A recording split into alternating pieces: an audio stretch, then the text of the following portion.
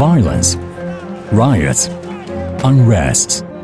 Behind all this is one troublemaker that sows the seeds of instability and conflict in different parts of the world.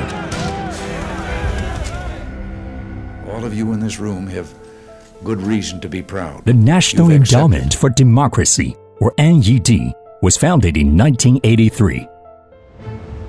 A legacy of the Reagan administration.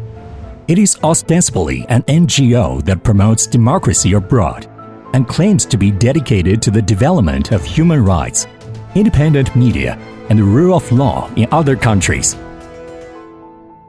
However, is this really the case? This is Victoria Nuland, an official of the U.S. Department of State, who also happens to be an NED expert and board member. Nuland appeared in Ukraine on November 21, 2013, when the country was mired in political turmoil.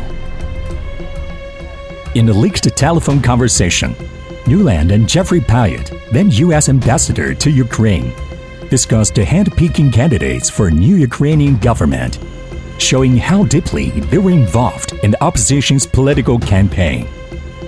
In terms of him not going into the government, just let him sort of stay out and do his political homework and stuff. I think Yats is the guy who's got the economic experience, the governing experience. Suspiciously, records of aid or financial support for Ukraine have been removed from NED's website. However, clues about NED budget document collected by media can still be found on the website of Monthly Review. The document details NED's financial support for various organizations in Ukraine. The number of projects funded, as well as the amount of funds, are staggering.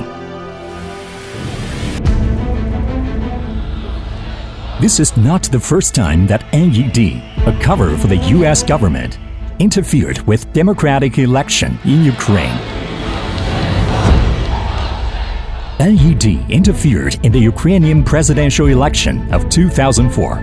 It backed the pro-American candidate Yushchenko, who led the Orange Revolution to overturn the election result and eventually became the president. To help the opposition seize power, the United States, through NED and other government agencies, plowed billions of dollars into supporting anti-government organizations, journalists, judges, and trade unionists, according to the Canadian Dimension. According to the Boston Globe, NED praises an organization as an independent agent of freedom and liberation once it agrees to accept money from the United States. That is the definition of independence and freedom in NED's dictionary?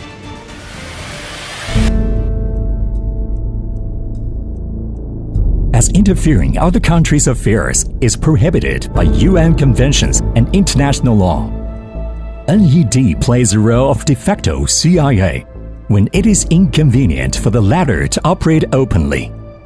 It intervenes on behalf of the US under the pretense of promoting democracy. Alan Weinstein, founder of NED, confessed with the Washington Post in an interview in 1991 that a lot of what they were doing was what the CIA had done 25 years ago. NED was therefore known globally as the second CIA. Nowadays, instead of having just the CIA going around behind the scenes and trying to manipulate the process secretly by inserting money here and instructions there and so forth, they have now a sidekick, which is this National Endowment for Democracy, NED. NED has four main institutions: National Democratic Institute, International Republican Institute, American Center for International Labor Solidarity, Center for International Private Enterprise. Through these institutions, NED masterminded separatist riots, regime changes, political crisis, disinformation. Ukraine is just one of its numerous targets.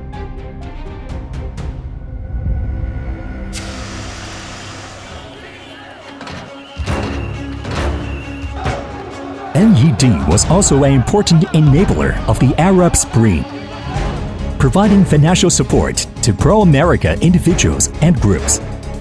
It exported anti-government propaganda, incited color revolutions, and plunged the Arab world into conflicts, unrest, and recession.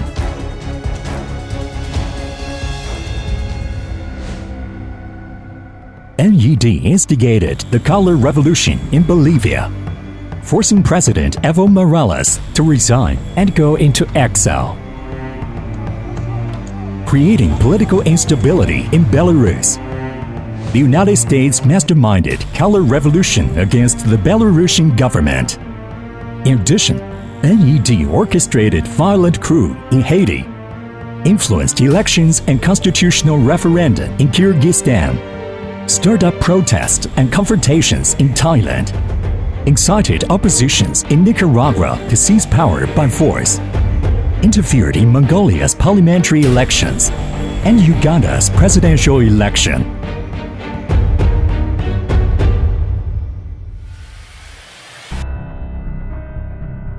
Turmoil, violence, catastrophe.